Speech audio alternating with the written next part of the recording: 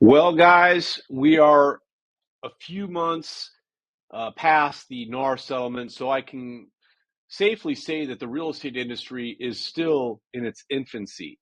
And some of us are still learning, but some of us are about ready to start learning some very, very painful lessons.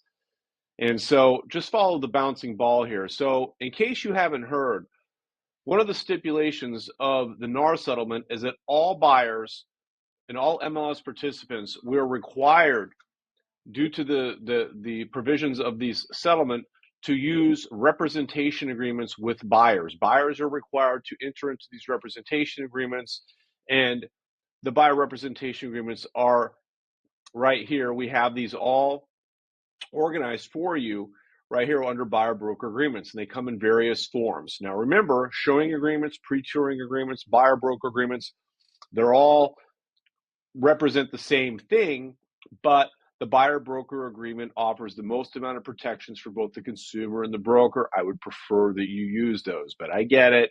Sometimes you got to baby step people and use pre-touring and showing agreements. It's okay.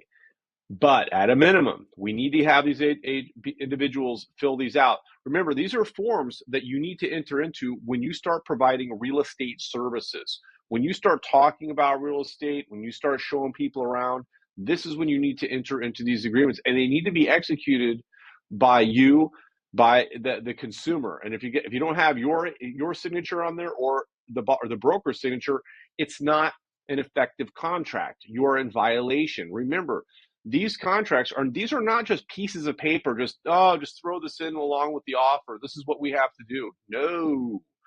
All right. You start showing people property, they need to have an executed agreement. Think of this again. You wouldn't put a property into the multiple listing service without a listing agreement. You're not going to go out and do an open house for a client unless they've agreed to pay you X amount of dollars to list their home. Well, the same thing is true of the compensation agreements, of the buyer representation agreements that we're required to enter into.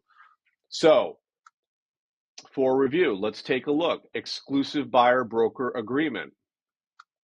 One thing that I'm starting to see, and this is so unfortunate, agents are filling out this document and they're putting no compensation in here. Are you out of your gourd? Are you out of your mind? You're walking around saying, "Look, I'm working for no money, zero, nothing." I mean, if there's anything in this document that you need to fill out properly, is right here. Shoot, you can put the wrong name, you can put some sort of like $500 fee or something like that, but at a minimum, you need to put in some sort of compensation so that you can get paid to work with a buyer. Because remember, any sort of compensation that's coming from an outside source has to be less than or equal to whatever is on your buyer broker agreement. So if you put zero right here, if this is nothing that's there, and you have a compensation agreement, say from the seller or from the seller's broker, or you have some sort of a concession written into the contract, but yet you have zero there, guess what? You can't get paid. You're working for zero. Nada. Zero. If you want to make no money in real estate, keep doing this. Keep leaving this compensation blank right here. Because eventually, as staff and myself, we're not going to be able to keep this. We're not going to be able to keep up with this. There's so many agents that we're saying, look, you need to have something in here. You need to have compensation written into the buyer broker agreement. Eventually, we're going to miss one, and you're going to get to closing, and you know what that attorney is going to say? You're going to say, "Hey, man, where's my check? I'm going to come over here and pick up the check." I was like, "Well, there's nothing to pick up." Well, what do you mean? There's nothing in the buyer broker agreement. You put zero. You've left it blank. So, in any case, when you work with the buyer, you have to have a representation agreement signed. Period. End of discussion. Furthermore, make sure you put some sort of compensation in here. Get paid.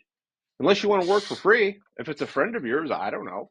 So please, and this is not new information anymore. If you're a new real estate agent, I get it. But if you've been here for a while, if you've been here for years, have been selling real estate for a long time, trust me, this should not be new. And if you are some gaps in your knowledge, we do have training that's going to be available. We're adding on more modules for new real estate agents, which is going to include contracts and compliance to handle issues just like this. So remember, have a buyer representation agreement signed and make sure that you put some sort of number in here so that you can get paid. Me, I'm going to go with 3%. Some agents are putting 4%, some people are putting 2.5%, but make sure that you put something there and have it signed. Otherwise, you might not get paid.